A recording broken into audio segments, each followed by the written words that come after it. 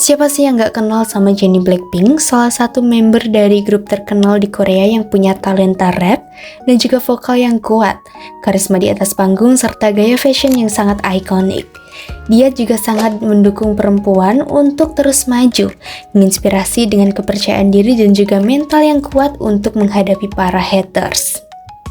Jennie baru-baru ini merilis lagu Mantra sebagai lagu solonya yang seolah mengajak perempuan untuk mencintai diri dan juga memiliki hidup yang lebih baik.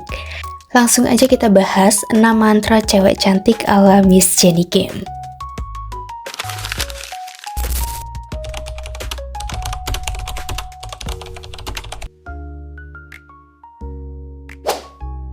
Perempuan cantik punya tujuan dan juga motivasi dalam hidup.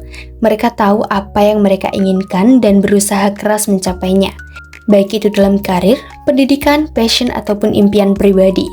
Mereka tidak hanya mengandalkan penampilan, tetapi juga semangat juangnya. Tujuan hidup bukanlah apa yang kamu ciptakan, tapi apa yang kamu lakukan untuk menciptakannya. Shannon L. Ardor. Hal ini dapat diartikan bahwa proses mencapai tujuan jauh lebih penting daripada tujuan itu sendiri. Nilai sebenarnya terletak pada usaha, dedikasi, dan juga pembelajaran yang kita peroleh selama perjalanan menuju tujuan tersebut. Contohnya adalah seseorang yang bercita-cita menjadi seorang dokter, bukan hanya sekedar ingin memiliki gelar dokter, tetapi juga ingin mengabdikan hidupnya untuk membantu orang-orang lain di luar sana melalui profesinya. Proses belajar, berlatih, dan juga berinteraksi dengan pasien selama berpendidikan dan juga berkarir adalah bagian terpenting dari perjalanan menuju tujuan tersebut. Intinya, proses jauh lebih penting daripada hasil akhirnya. Usaha, dedikasi, dan juga pelajaran selama perjalanan itu yang bikin hidup semakin lebih bermakna.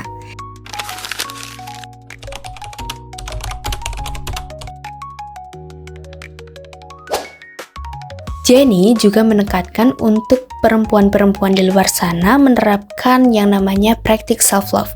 Mereka mencintai dan menerima dirinya sendiri. Ini berarti mereka tahu batasan, tahu bagaimana merawat tubuh dan pikiran, serta tidak membandingkan diri mereka dengan orang lain. Self-love ini juga membantu mereka tampil lebih percaya diri. Nah, praktik self-love ini juga bisa kamu latih dengan menerima rasa sakit. Jangan pernah menghindar dari rasa sakit yang gak enak. Hadapi dan terima aja. Memang butuh waktu, tapi pelan-pelan. Pahami dulu perasaan negatif itu, baru kamu bisa move on. Kalau kamu ngerasa susah banget untuk dihadapi dan kamu merasa diri kamu gak mampu, kamu bisa minta bantuan profesional kayak psikolog ataupun konselor. Mereka bisa membantu kamu banget dan memberikan tips untuk menyembuhkan luka-luka kamu agar kamu cepat move on dari masa lalu kamu atau hal-hal yang menyakitkan yang pernah terjadi dalam hidup kamu. Gak cuma itu aja, kamu juga harus terus belajar dan juga berkembang. Jangan takut untuk mencoba hal baru dan keluar dari zona nyaman, karena itu adalah kunci pribadi yang lebih baik. Menguatkan mental itu juga perlu. Sayangi diri sendiri itu juga penting banget untuk kuatkan mental dan menghadapi tantangan baru. Jadi kamu harus rajin self-care.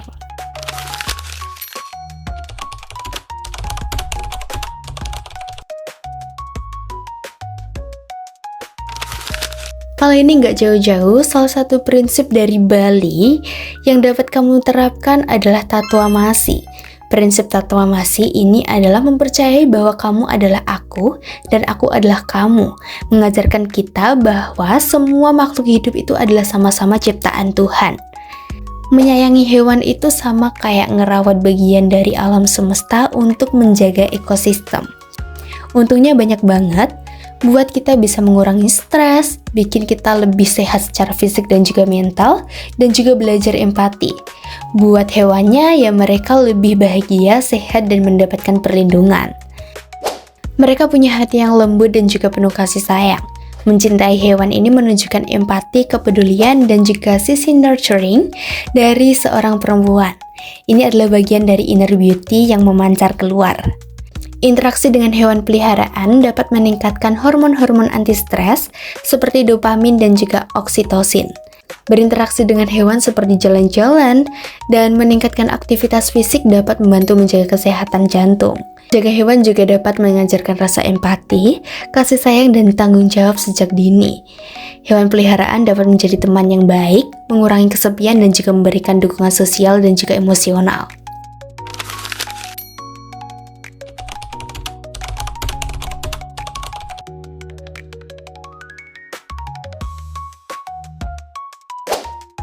Kali ini kita bicarakan hal yang paling populer di antara 6 prinsip ini, yaitu don't do drama. Mereka nggak suka drama ataupun hal-hal yang negatif. Mereka menjaga energi, nggak gampang terlihat konflik, dan tahu kapan harus menjaga jarak dari toxic people. Sikap ini mencerminkan kedewasaan emosional. Kalau kamu udah bosen hidup kayak sinetron, lebih baik kamu cari tahu dulu apa yang bikin kamu stres. Teman yang toksik, pacar yang ribet, kerjaan yang bikin puyeng, atau identifikasi sumber dramanya. Kamu juga bisa introspeksi diri dan juga tulis perasaanmu di jurnal. Dan kalau kamu ada masalah, jangan panik, tetap tenang, pikir jernih, dan juga cari solusinya. Pasang batasan yang jelas dalam hubungan dan kegiatan sehari-hari. Fokus untuk mencari solusi, bukan cuma ngeluh. Jangan berharap terlalu tinggi, karena nggak semua sesuai dengan rencana. Mengelola emosi itu juga harus perlu dilakukan dengan baik, dan hindari gosip atau drama sosial, dan juga kamu bisa memaafkan orang lain agar kamu tidak terbebani oleh pikiran-pikiran negatif. Kamu juga bisa menyayangi diri sendiri karena itu penting banget buat punya harga diri dan gak gampang terpengaruh oleh drama. Ketenangan di tengah badai itu tandanya kita udah dewasa secara emosional. Quotes dari salah satu buku yaitu Good Vibes, Good Life. Salah satu karya dari Vex King menuliskan bahwa hindari drama. Jauhi segala hal yang tidak memperbaiki hidup Anda dalam diam. Ketenangan di tengah kekacauan adalah tanda kedewasaan emosional. Biar hidup gak penuh drama, kamu bisa mulai cari tahu dulu apa itu sumbernya. Karena yang bikin stres itu adalah datang dari hubungan yang gak sehat, lingkungan kerja yang toksik, atau pertemanan yang penuh dengan konflik. Luangkan waktu untuk refleksi diri atau coba tulis jurnal biar lebih jelas apa yang bikin kamu kepikiran. Bersikap tetap tenang itu juga penting. Pas ada masalah, jangan langsung panik. Tenangin dulu diri kamu biar bisa mikir jernih dan ambil keputusan yang lebih bijak. Lalu tentukan batasan. Jangan takut buat bilang enggak padahal kamu udah merasa terlalu capek ataupun gak nyaman. Batasan itu bukan egois, tetapi bentuk kamu menjaga diri. Daripada terus-menerus memikirkan masalahnya, mending kamu fokus untuk mencari solusi. Gak usah tenggelam dalam drama, lebih baik pikirkan bagaimana cara menyelesaikannya. Jangan lupa juga untuk buat kurangin ekspektasi, karena hidup gak selalu sesuai rencana dan itu wajar. Semakin kamu bisa menerima itu, semakin ringan rasanya. Kelola emosi kamu, karena emosi yang meledak-ledak itu cuma bikin situasi semakin sulit. Belajar tenang dan sadar sama perasaan sendiri itu bisa bantu kamu lebih bahagia. Kalau soal drama sosial, seperti gosip ataupun konflik antar teman, mending jauhin aja. Cut off orang-orang yang negatif dalam hidup kamu, dan pilih lingkungan yang suportif dan bikin kamu merasa aman. Salah satu hal yang bikin hati lebih ringan adalah belajar memaafkan. Enggak harus langsung lupa, tapi lepaskan rasa marah itu demi ketenangan kamu sendiri. Bisa juga dibicarain dengan baik-baik kalau memungkinkan. Terakhir, kamu juga bisa menghargai diri kamu sendiri, dan itu adalah hal yang wajib. Kamu layak untuk hidup tenang dan bahagia. Bangun rasa percaya diri, dan jangan lupa kasih waktu untuk diri kamu sendiri lewat self-care.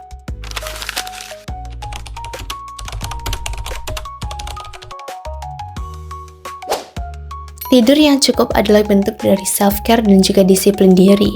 Dengan tidur yang berkualitas, mereka menjaga kesehatan, kecantikan alami, dan juga kestabilan emosi. Tidur cukup juga membuat wajah lebih segar dan juga mood lebih stabil. Ciri-ciri tidur yang cukup atau tidur yang sehat itu adalah gampang tidur dalam waktu 10 atau 20 menit, tidur cukup 7-9 jam, tidur nyenyak, bangun segar dan siap beraktivitas, dan mood kamu naik. Tidur yang cukup, nyenyak, dan berkualitas itu kunci energi, pikiran yang jernih, kesehatan, dan juga mental yang prima.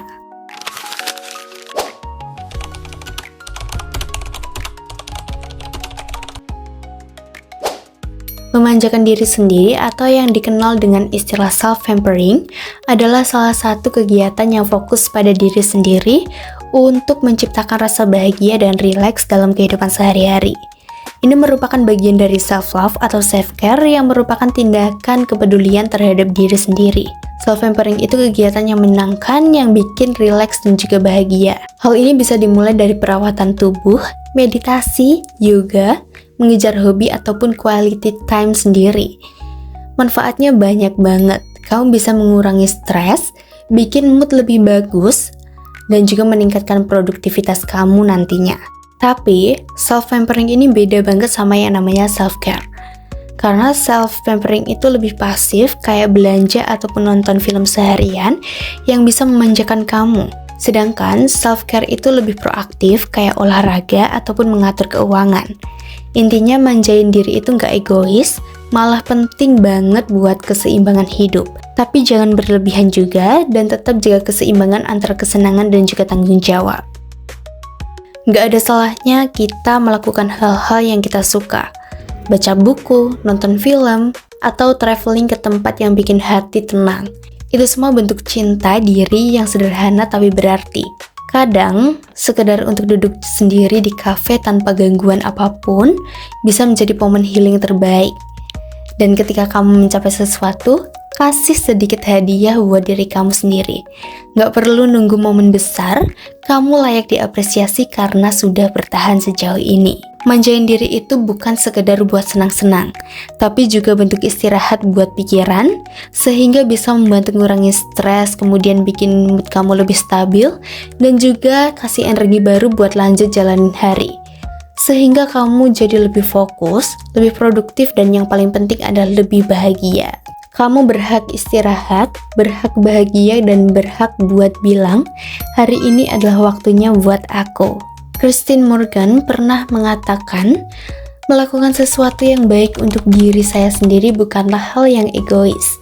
Kalimat ini menekankan bahwa merawat diri sendiri bukanlah tindakan yang mementingkan diri sendiri, tetapi merupakan kebutuhan untuk menjaga kesehatan mental dan juga fisik agar dapat berfungsi optimal dalam menjaga kehidupan sehari-hari.